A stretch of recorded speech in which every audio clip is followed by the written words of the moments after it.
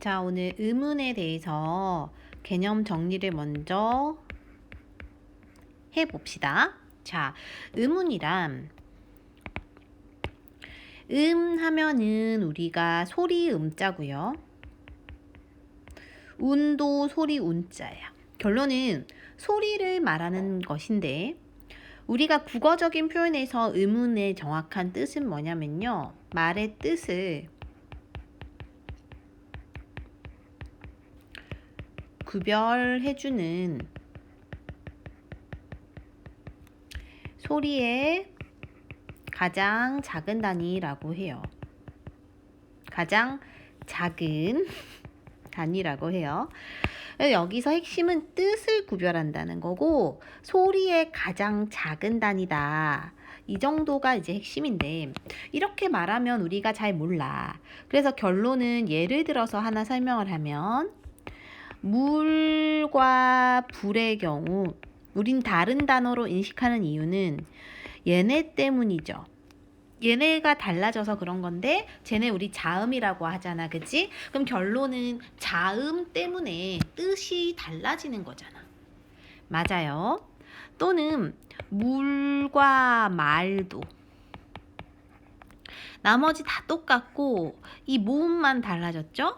근데 뜻이 다 달라져 버렸지? 그래서 이러한 경우에 우리는 의문을 자음이나 모음으로 뜻을 구분할 수 있기 때문에 의문의 종류에는 자음과 모음이 있다라고 하는 거예요. 그러면 종류를 한번 볼까? 종류에는 자음과 모음이 있는데 자음은 이제 기역, 니은, 디귿, 리을 이런 애들 말하는 거고 똥똥똥똥 모음은 아야, 어여, 오요, 우유 뭐 이런 애들 말하는 거죠. 가 있는데 우리가 자음을 얘기할 때는 발음을 할 때 공기의 흐름이 방해를 받고 나온다라고 얘기를 하고 이 아이는 공기의 흐름이 방해를 받지 않는다 라고 우리가 얘기를 해요. 얘기를 하는데 그것은 이제 발음을 해보면 조금 더 정확하게 알 수가 있고 방해를 받지 않는다라는 건 너희가 발음할 때 막힌 소리가 없이 아, 야, 여 이렇게 나오는 거고 방해를 받는다라는 거는 뭔가 기읍, 그 이렇게 발음할 때 약간 울리는 소리, 긁는 소리처럼 나온다는 거지. 그래서 우리가 이렇게 표현을 합니다. 그래서 자음, 모음은 총 합쳐서 자음의 경우 19개가 있고요. 모음의 경우 21개가 있어요. 그리고 우리는 모음도 종류가 2개가 있는데 단모음과 이중모음이 있어요. 그러면 단모음은 또 뭐냐면 우리가 발음을 할 때 입술의 모양이나 혀의 위치가 바뀌지 않는 걸 말하고 이 아이는 바뀌는 것을 말해. 그래서 우리 단모음은요. 표를 하나 이해를 하는 것이 좋은데 단모음은 전서의 모음과 후서의 모음이 있고 고모음, 중모음, 저모음이 있어. 일단은 전설, 후설에도 다시 원순 모음과 평순 모음이 있어요.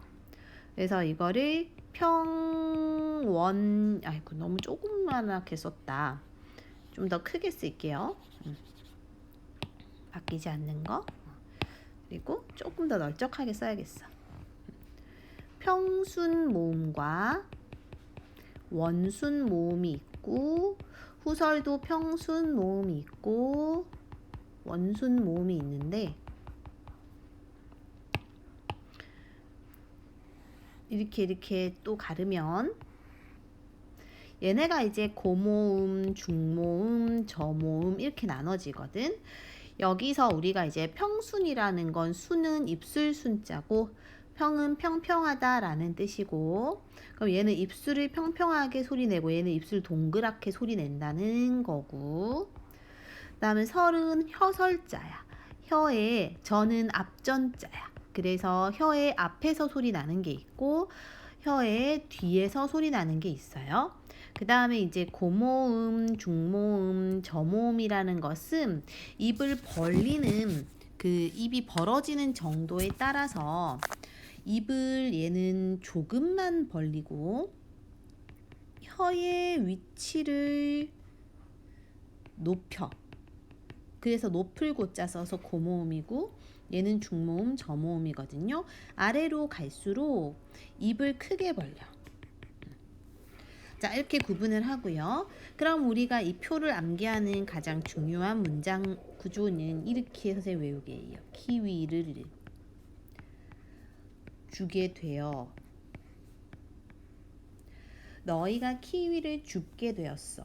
길 가다가 키위를 줍게 되었는데 이게 이제 아무거나 주면은 안 되잖아요. 그러니까 간혹 가다가 점유물 이탈 횡령죄라는 게 될 수도 있어. 그러니까 그렇게 되면 너희는 좆됐다 이렇게 이제 외우게 합니다. 그래서 이제 이 문장에서 이에 요렇게 갈수 입이 벌어지는 거야. 이에 이렇게. 그리고 이것도 여기도 으어아 이렇게 점점 입이 벌어지고 혀의 위치는 내려간다 이렇게 생각하면 되고 얘네는 이제 발음해보면 위, 웨, 우, 오 동글동글하게 입술이 말려요. 이렇게 해서 우리가 모음을 구분하는 것은 전설, 후설, 뭐 평순, 원순, 고모음, 주모음, 저모음 이런 게 있는데 여기에 뭐가 들어가는지 이 표를 그리면서 좀 이해를 해야 돼. 됐죠?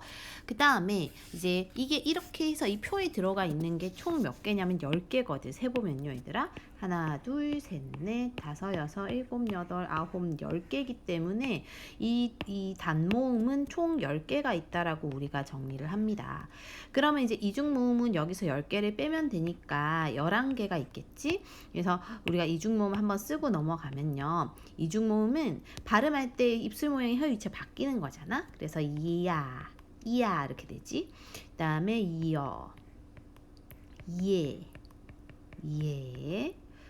그 다음에 와, 그 다음에 뭐 왜, 요, 워, 왜, 유, 의 이렇게 해서 총 다여, 일곱, 여덟, 아홉, 11개가 있어요. 이렇게 11개는 너희가 이제 외울 필요는 없고요.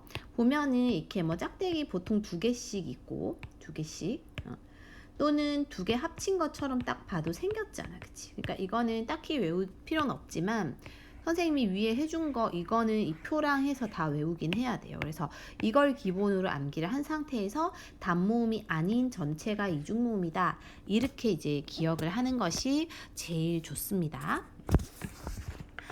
자, 그리고 마지막으로 하나만 정리하면은 우리가 의문에 있어서는 그 자음의 경우 기니디리 이런 게 다 자음인데 예를 들어 이런 단어는 자음이라 하지 않아요. 봐봐. 자, 이걸 분석해 보면요. 아, 기 이렇게 분석해요. 그러니까 여기에 있는 첫 번째 첫 소리에 나오는 이응은 소리값이 없다고. 소리값이 없다라는 것은 이 아이가 없어도 요것만으로도 아 발음이 되기 때문에 이거는 이제 여기서 소리가 없다라는 거고. 근데 왜 이응을 붙였냐면 이제 모양이 그냥 이 모음만 쓰면은 이상하니까 뭔가 막는 느낌이다. 이렇게 우리가 접근하면 되거든요. 따라서 이 악이라는 단어에서 의문의 개수는 3개입니다. 이렇게 해야 돼요. 또는 웅덩이 같은 단어도 웅덩이도 분석을 하면 웅덩이 이렇게 돼서 얘네 둘은 음가가 없다고 하고 나머지 모음 그러니까 모음 앞에 있는 이응은 음가가 없다고 하는 거야. 그래서 개수가 하나, 둘, 셋, 넷, 다섯, 6개입니다. 요렇게 우리가 이해하고 접근해서 풀어야 된다는 거예요. 그리고요. 하나 더 짚고 넘어가면 여기에서 우리가 이제 위에서 단모음을 했고 이중모음을 했는데 원래 원칙적으로 이 외와 위는 단모음에 들어있잖아, 그치? 하지만 이중모음으로 발음하는 것도 허용을 해요. 그러니까 허용한다는 게 뭐냐면 그렇게 해도 된다는 거잖아. 그러니까 원래는 키위 할 때 위 이렇게 한 번에 발음해야 되는데 키위, 우이 이런 식으로 발음해도 허용을 하기 때문에 이거의 경우는 발음에서 허용을 하는 거지 이게 단모음에 들어있다라고 이해를 해야 돼. 그러니까 예를 들어